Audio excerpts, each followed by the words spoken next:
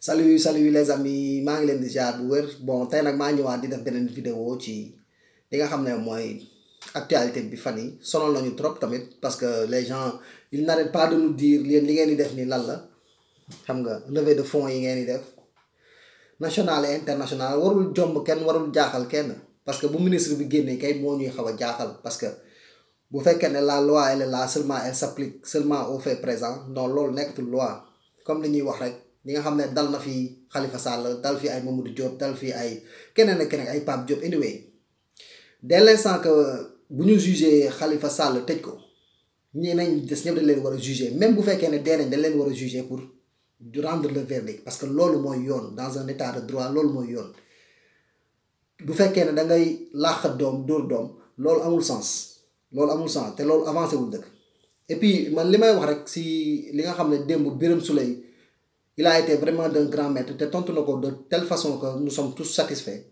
te xam nañ ne ñun ni ñu yor duñu ay como mais xam nga tey jii li ngay gis la plupart des Sénégalais boo leen gisee tey ñuy wax naan way financement bi nii wala levée de fonds bi wala quoi que ce soit gis ngeen autofinancement moom mooy doxal dëkk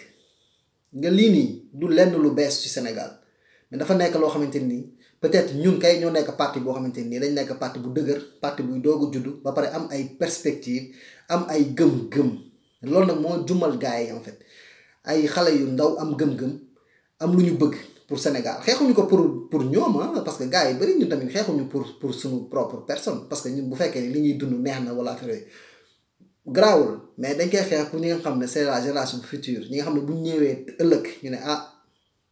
suñuy maam wala suñuy papa ñii kat liggéeyoon nañ. Ils vont nous rendre vraiment un bel hommage ñun foofu la ñu toll mais pas di nekk ci question boo xamante ni Maïmouna Ndour démb le débat était très centré et très dirigé te nit moom ak nu mu mënti demee ak quoi qu'il puisse être nga sa journaliste bu fekkee da nga nekk journaliste de qualité am na yoo xamante ni waroo ko di def même bu fekkee ne carrément dañ lay suruxal dara ci suuf je ne dis pas que dañ lay suruxal dara ci suuf je m'excuse bu fekkee ne tamit amul mais j'ai comme l'impression que aussi c'était bien orchestré parce que déjà présent il y avait Yakham Mbaye qui était venu de prime abord moom moo njëkk ñëw taxaw di wax après Birame Souleye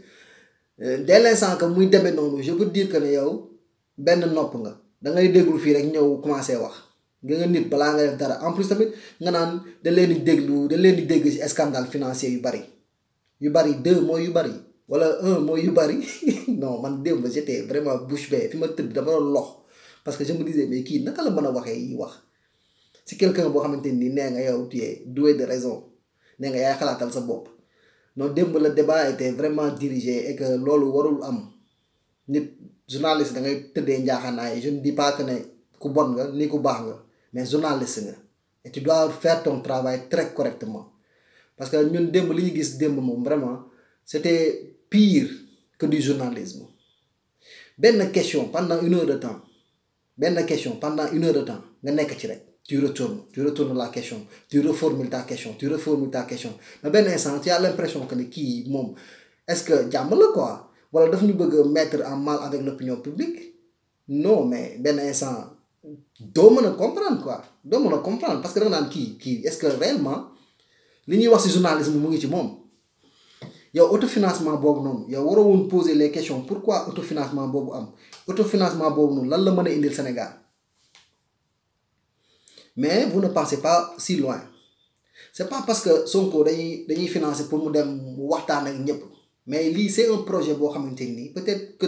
tu n'as pas compris le projet la boo xamante ni gars yi dañ koy yokk dans d'autres sphères nga xam ne au moins ñun Sénégal bi nekk ci bitim bi nekk ci fin fond du Sénégal instant boobu noonu même bu ñu amee dara financement dina ci mën a jot on va pas attendre l'État muy jël ay affaires di diriger ñenn ñi xam nga ñun comme li may wax sama frère tous les jours nee naa que ñun on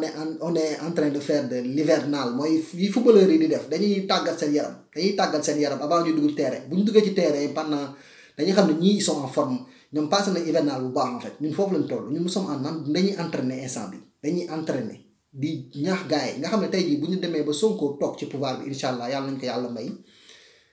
bu boobaa xam nga la ñuy def toog muy dox laa je vais te dire le concept toog muy dox le concept toog muy dox mooy instant boobu tous les rouages li nga xam ne système beeg yëpp da nga koy teg en place instant boobu yow ñëpp xam nga ne ñii ils sont corrects ñii ils sont politiquement corrects duñ fi nekk di xeex di ŋaayoo dañuy xam ne même le plus xaalis bi gën a ndaw ci Sénégal bu fekkee ne niñ ko war a dispatcher ku nekk di nga ci jot loolu la ñuy wax toog muy dox nga Sonko instant bi liggéey bu muy liggéey nii du sax pour moom da ngay liggéey pour ay doomam ak suñuy doom ak doomu yéen ñi nga xam ne yéen a nekk au pouvoir donc vouloir c'est comme je dis en fait à mon frère vouloir du bien au Sénégal est-ce que c'est un crime et j'ai l'impression que maintenant au Sénégal quand tu veux le bien pour le Sénégal c'est un crime je vous jure quand tu veux le bien pour un Sénégalais c'est un crime quand tu veux développer un Sénégal c'est le crime mais ñun ban dëkk lañ nekk ba waruñu mën a développer suñu dëkk ban dëkk lañ nekk ba nga xam ne nit ñi waruñu bëgg lu baax aspirer à de nouvelles aspirations yoo xamante ni aspiration nouvelle nga xam ne dëkk bi day naat mais loolu c'est bien possible te loolu noonu du ñenn ñu ko war a mën a def ñun ñi nga xam ne ñoo nekk Europe jàngee Sénégal li ñu ko war a fay dafa bari ndax Sénégal moo fay suñu jàng Sénégal moo fay suñu lépp xam nga li naan nit bu la Sénégal dafa ñu lebal te foog ñu fay ko fayuñu ko nag ci anam bu bon parce que ñun xeexuñu diglewuñu ko sànni xeer diglewuñu ko saaga mais dañ koy fay de telle sorte que nga lim ñu lebal li nga xam ne dañ daan jàng duñu ñuy am ay aide action gars yi dañu jox ay cahier ñuy jox ay bic tey jii c'est amatul parce que xam nañ ne dëkk bi dafa ndóol dafa metti xam nga on se comprend mais tey jii ñun rek ñooy soutien yi ñun ñoo mën a aider dëkk mais bu nan lañ ko mën a aider mooy bu ñu gisee ne gouvernement bi nekkul ci yoon mais dañuy xool koo xamante ni au moins dina teg affaire ci yoon bi ci raay bi mais tey jii lan moo am Sénégal man du ma tudd ay président du ma leen tudd parce que xam naa ne man su ma leen tudd sax tam